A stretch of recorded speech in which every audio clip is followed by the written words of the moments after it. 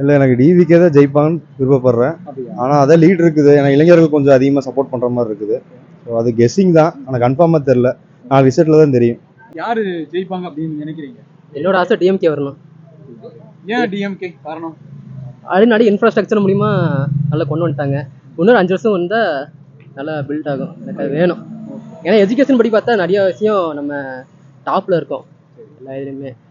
அப்போ வந்து டிஎம்கே தான் வரணும் சார். யாரு வரக்கூடாது அப்படின்னு நினைக்கிறீங்க? இந்த டிவிக்கு வரக்கூடாதுங்க.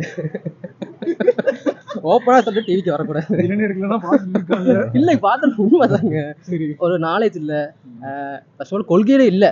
அவங்க என்ன கொள்கை வச்சிருக்காங்க எனக்கு தெரியல. இப்போ வரைக்குமே அவரு டிபேட்டும் பண்ண மாட்டேன். அந்த கொள்கையை வச்சுவேன். அவங்க அண்ணாவும் சரி இப்போ வரைக்குமே வந்து ஒரு இப்போ வரைக்குமே டிஎம்கே வந்து பிளேம் தான் பண்ணிட்டு இருக்காங்க. தவிர அவங்க அண்ணா வந்துட்டு இது வரைக்கும் நான் பண்ண போறேன், நான் ஆட்சிக்கு வந்தா நான் இதெல்லாம் வந்து செய்ய போறேன், நான் வந்து உங்களுக்கு இதெல்லாம் பண்ண போறேன்னு ஒரு இடத்துல கூட சொல்லலை. அதனால வந்து வேஸ்ட், வந்தாலும் வேஸ்ட்டு தான். எனக்கு டிஎம்கே வரக்கூடாது. எனக்கு வரக்கூடாதுன்னு தோணுது. என்னன்னா காசு கொடுத்து ஓட்டு போட்டுருக்குறாங்க, காசுக்கு வித்துட்டு இருக்கிறாங்க ஓட்டை. ஸோ அதில் எனக்கு ஐடியா கிடையாது. அப்போ டிவிக்கு காசு எதுவும் கொடுக்கலீங்களே? இல்ல ஏதாச்சும் ஒரு நீ இது வரைக்கும் டிவிக்கேல காசு கொடுத்தா நீ கேள்விப்பட்டிருக்கீங்களா?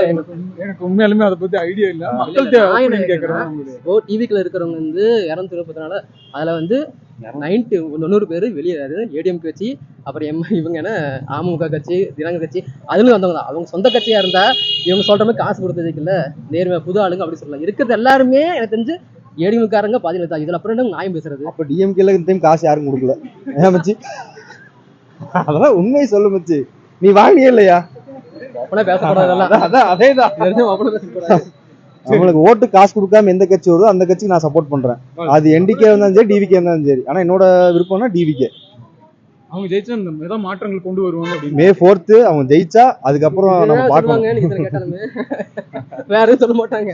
அவங்களுக்கே தெரியாது என்ன கொண்டு வர போறோம், அவங்களுக்கே தெரியாது. அவ்வளவுதான். அதான் என்ன தெரியும் சொல்றவங்களுக்கு வந்து ஓட்டு காசு கொடுத்து வித்துட்டு இருக்காங்க. அவங்களுக்கு தெரிஞ்சது நமக்கு தெரியாது. அவ்வளவுதான்.